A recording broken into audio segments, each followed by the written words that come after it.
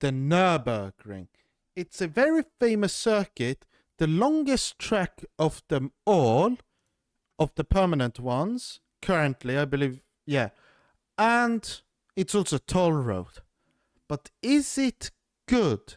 That's the question I'm going to talk about today.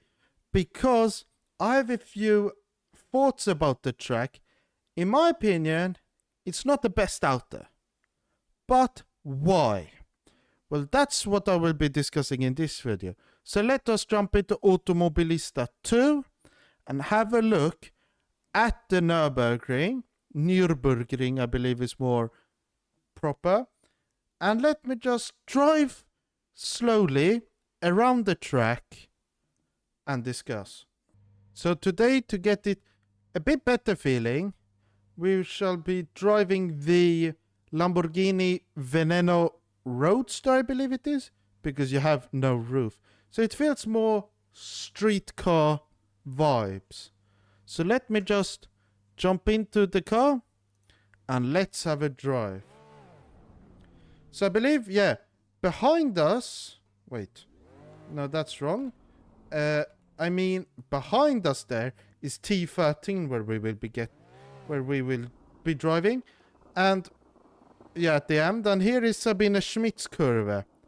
And this track has all of these signs, and that gives us the corner names.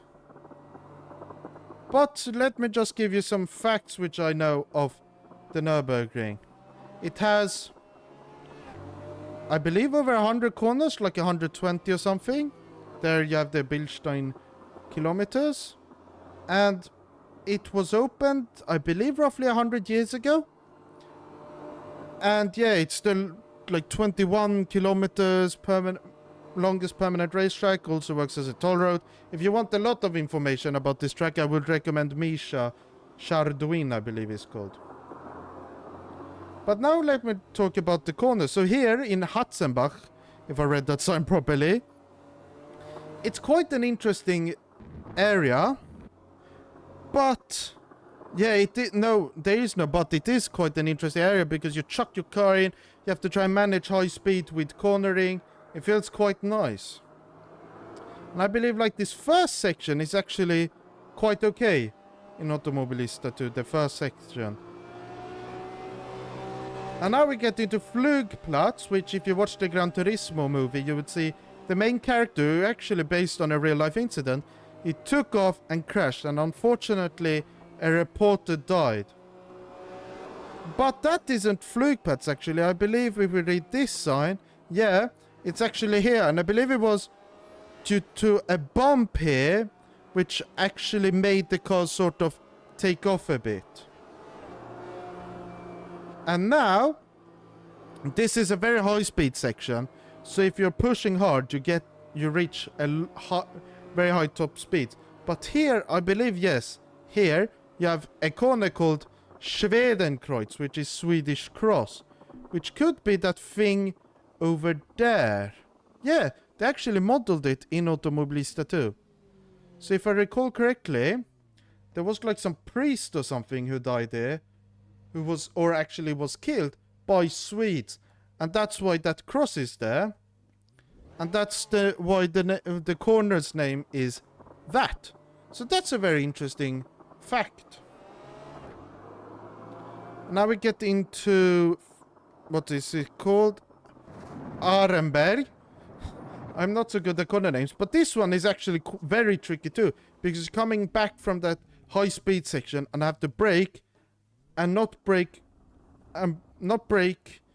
You have to brake enough so you can go through the corner quickly without losing time, and also going far on the exit, which is quite easy to do. And now we get into the Foxhole section, which is very downhill and very quick. And this part in the 2025 version is a lot easier and a lot smoother. But the end here, the dip, is the big thing, which you gain grip in. And when you come up here, in the new version, because they changed it, I believe, in 2021 or 2022, the curbs here, they made them a lot higher, so you can't really take it. But in this version, you can and just drive on top of it. And this is another very fun section, because you have to try and push and brake as late as possible. So you take this corner quickly, but then through Adenauer, you have to go very slow to be able to take this corner perfectly without drifting wide on the exit. So that's a very fun thing. And now we get into a more YouTube trivia thing, which is Rebel Tree. And if you haven't watched Jimmy Broadbent, then you probably don't know of this. But this is Rebel Tree, and as you can see, this one isn't 3D. I believe they are around the Nürburgring 2025 layout, or at least I hope.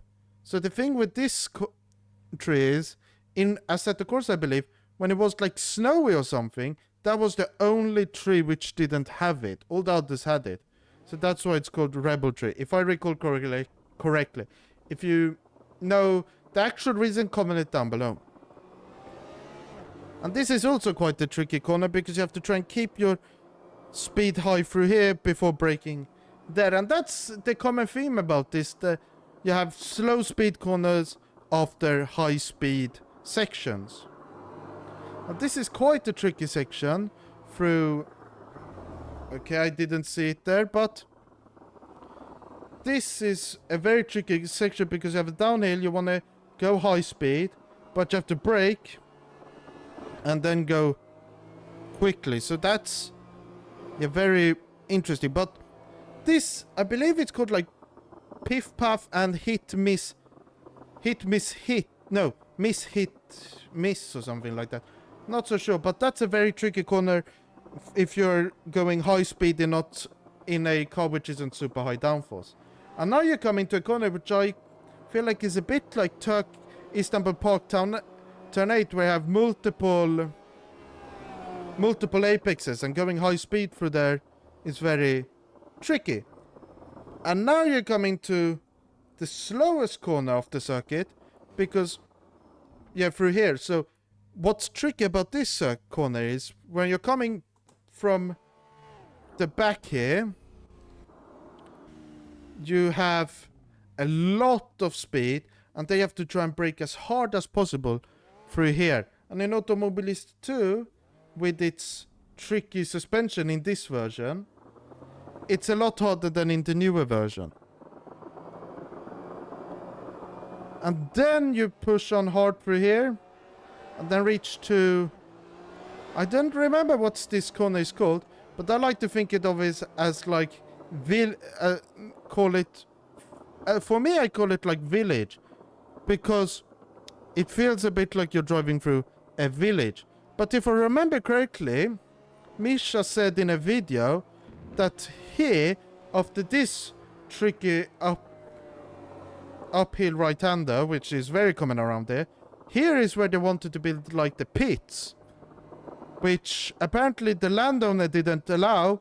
So then they built it on the where the GP pits are, which is very interesting.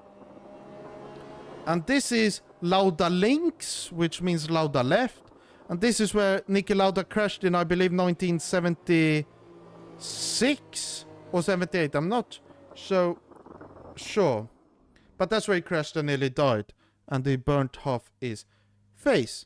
And now we're actually coming into the corner, which I believe is the trickiest. Bergwerk, or bergverk, or what you want to call it. So the interesting thing is, you're coming in through here on the entry. You believe you can take a lot of speed, because it feels like it has a wide radius. But then right after turning, it tightens up instantly, which you can see here, which makes it so if you take so much speed, which you can take the first part in, you crash into that wall. But you don't want to go too slow, because you have a very long straight section through here. And this is a very important section to get right, because you want to have as much speed as possible onto this full throttle section. But now we will get to Vauxhall, very soon, which is also a very tricky high-speed corner. So here it's flat out, or very close to flat out, so you can take it very quickly. And then here, you have to remember to brake, or at least slow down, so you don't hit the wall on the right, which is very easy to do. Then you come into the high-speed section, another one, a shorter one. Here is also quite a tricky corner. But now you're getting into the first carousel after this.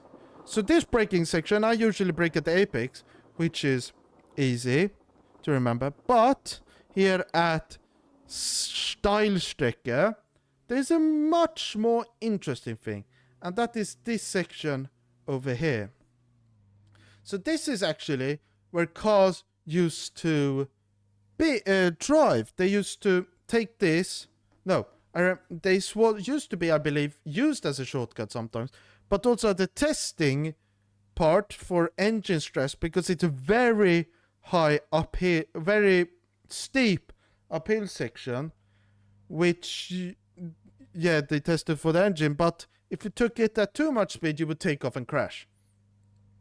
And I believe that's why they shut it off, because to prevent people from actually taking off and crashing. But now we get into, like, I would say, the most famous corner on the Nürburgring and what most pictures are of. And that is the carousel. And I don't fully remember the story about why it has these concrete slabs on the inside. I don't fully remember that. But I remember Misha said a story about how everyone used to go on this side.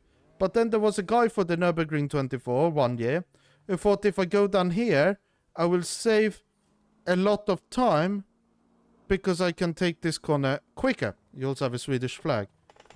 So I believe the guy won because he used this.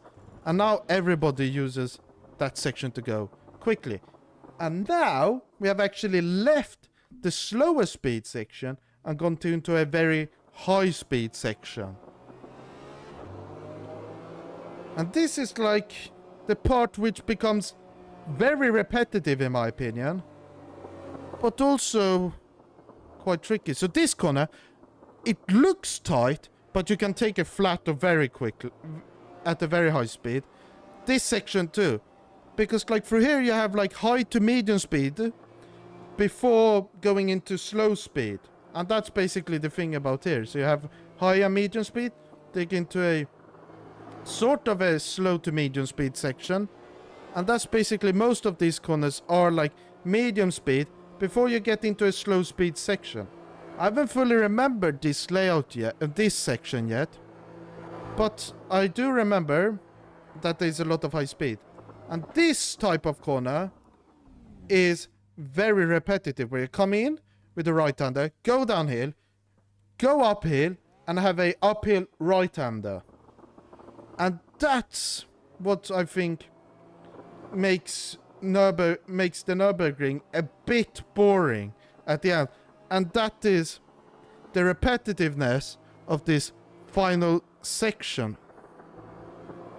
And this is still medium speed. I believe this is YouTube corner, where you get onto here, you have cameras over there, and you turn in, and then you keep going. Here is also quite easy to go off, but this whole section is like high speed. But now you get into like the trickier section, where it's sort of medium speed, but also a bit slow speed. But now, here is the jump, which if you go in a higher speed, you will feel. And that's when the higher speed section of this circuit actually starts, or of this end actually. Because here you can push really hard. And then if you don't go over off the road here, you'll be going very high speed through this corner. And here it's always good to brake, because it is a bit tight. But this corner It's like Bergwerk 2.0, but even more inviting, because you see here, it feels very nice. And then, wrong. You tighten up here. So a lot of times when I've done laps, I believe the last time I did a lap on YouTube, I just flew into the wall. So it wasn't so fun. Now you get into the second carousel. And now you're getting into the... I don't remember what this corner is called. Gaganoff, I believe. And now you get onto the long Höttinger Höhe, or what its name is. This is the longest straight, I believe 2.1 kilometers. It is the longest straight in motorsport. Oh, you also have the castle. So this is... And this is shorter than Le Mans, but you can't do Le Mans. And here is the Touristenfahren section, which hopefully gets added to Automobilista 2 one day. But that is that section. Oh, that wasn't fun. And then here you have to try and maximize speed. Also braking so you don't fly into the wall over there. And now we're getting back to where we started. T13, last corner of the track. And now we're back. So that was me discussing a whole lap of the Nürburgring. But is it a good circuit? Well, let me talk to you about it.